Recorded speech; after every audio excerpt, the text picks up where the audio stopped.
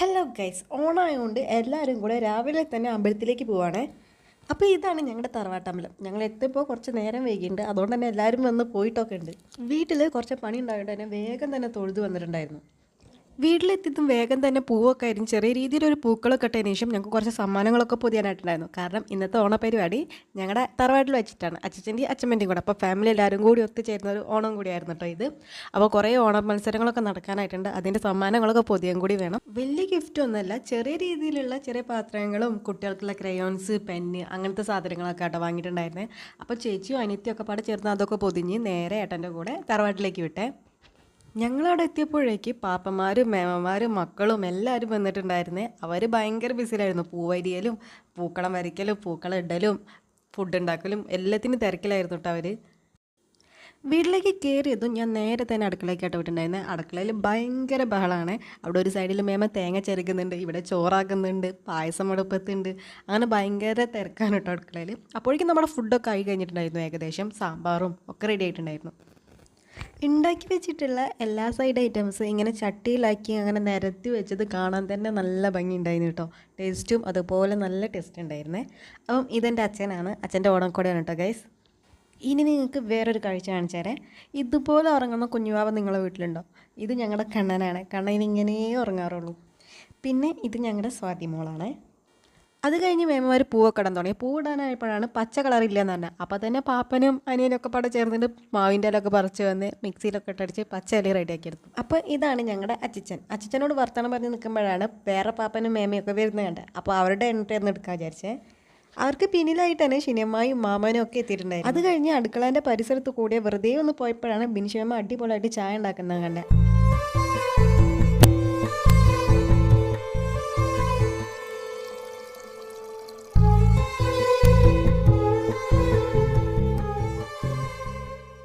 അത് കഴിഞ്ഞ് വീണ്ടും ഫ്രണ്ടിൽ വന്നപ്പോഴാണ് നമ്മുടെ പൂക്കളം അടിപൊളിയായിട്ട് ഫിനിഷ് ചെയ്ത് കാണാം കേട്ടോ. നല്ല ഭംഗിയുണ്ട് കേട്ടോ പൂവ് ഇട്ട് കാണാനായിട്ട്.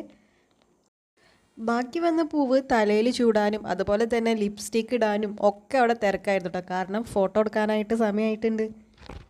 ഇനി നിങ്ങൾ കാണാൻ പോകുന്ന കേട്ടോ ഏറ്റവും പ്രധാനപ്പെട്ട ചടങ്ങ് ഫോട്ടോ എടുക്കൽ. അപ്പോൾ ചെസ് നമ്പർ 1 കയറിയിട്ടുണ്ട്. അത് കഴിഞ്ഞ് ചെസ് നമ്പർ 2, 3, 4 അങ്ങനെ നീളിട്ടോ അതിന്റെ കണക്ക്. നിന്റെ കവളെന്താ ചോന്ന് കിടക്കുന്നത്? വല്ലതും തേച്ചോ? ഏയ് ഞാനൊന്നും തേച്ചില്ല. ജന്മനാ എന്റെ മുഖം അങ്ങനെയാ. അസൂയ. മുണ്ടും നേരിത് മാറ്റി ചേച്ചി സാരി ഉടുത്താൽ മതിയായിരുന്നു. ഞാൻ സാരിയാണല്ലോ എടുത്തിരിക്കുന്നത്. അടുത്തത് അച്ഛനും അച്ഛമ്മയ്ക്കും മക്കളും പേരക്കുട്ടികളും ഒക്കെ ഓണക്കോടിയൊക്കെ കൊടുക്കുന്നതാണ് കേട്ടോ ഉണ്ടായിട്ടുണ്ടായിരുന്നത്.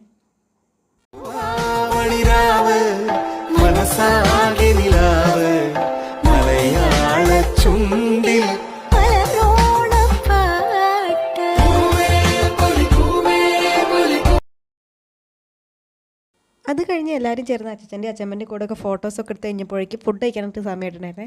അങ്ങനെ കാരണന്മാർക്ക് വെച്ചു കൊടുത്ത് എല്ലാവരും തൊഴുതു കഴിഞ്ഞതിന് ശേഷം എല്ലാവരും ഫുഡ് കഴിക്കാനായിട്ട് പോയി.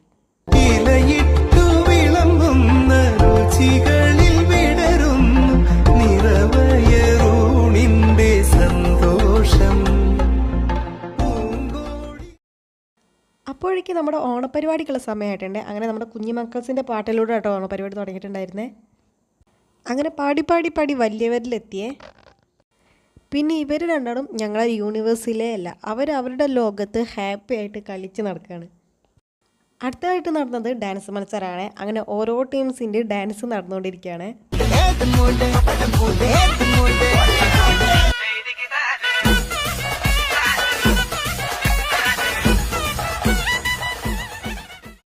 ഇനി ഗെയിംസിനുള്ള സമയമാണ്. ജയിച്ചവർക്ക് കൊടുക്കാനുള്ള സമ്മാനങ്ങളൊക്കെ സെറ്റാക്കി വെച്ചിട്ടുണ്ട് കേട്ടോ. അങ്ങനെ ഫസ്റ്റ് തന്നെ മ്യൂസിക് ചെയറാണ്.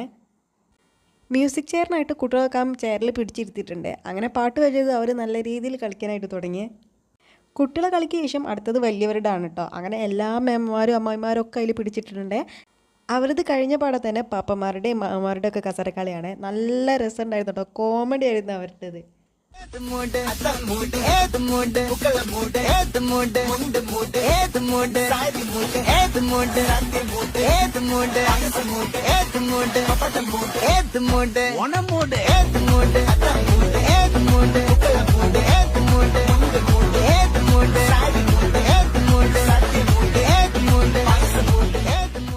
അടുത്തത് ലെമൺ സ്പൂൺ ആണ് ഉണ്ടായിട്ടുണ്ടായിരുന്നത്. എല്ലാവരും ഭയങ്കര ആവേശത്തോടെയും വാശിയോടും അതുപോലെ തന്നെ കുറേ ഗെയിം സ്ട്രാറ്റജീസൊക്കെ യൂസ് ചെയ്തിട്ടാണ് അവർ കളിച്ചിട്ടുണ്ടായിരുന്നത്.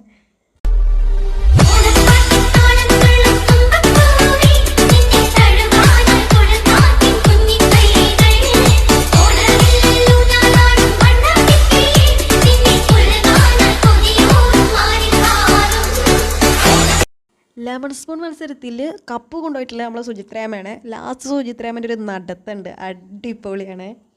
അത് കഴിഞ്ഞിട്ട് വിട്ടു കൊടുക്കൂല എന്ന് പറഞ്ഞ് പാപ്പന്മാരും കളത്തിലേക്ക് ഇറങ്ങിയിട്ടുണ്ടായിരുന്നു. അതിൽ നമ്മൾ സുധീഷ് പാപ്പൻ കപ്പ് കൊണ്ടുപോയിട്ടുണ്ട്. നെക്സ്റ്റ് സുന്ദരിക്ക് പൊട്ടു തൊടലാണ്. സുന്ദരിനെ ഞങ്ങൾ വരച്ചോണ്ട് തന്നെ നല്ല ഭംഗിയുണ്ട് കാണാനായിട്ട്. അത് കഴിഞ്ഞിട്ട് ഗെയിംസൊക്കെ അവസാനിച്ചപ്പോൾ പാട്ടൊക്കെ ഇട്ട് എല്ലാവരും വൈബാക്കി ഡാൻസൊക്കെ കളിച്ചേ.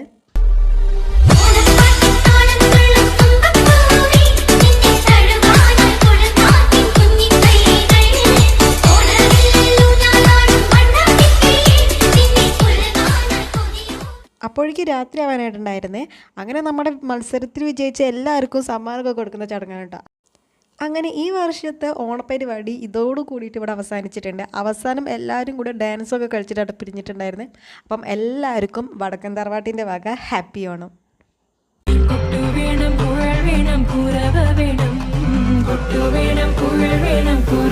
വേണം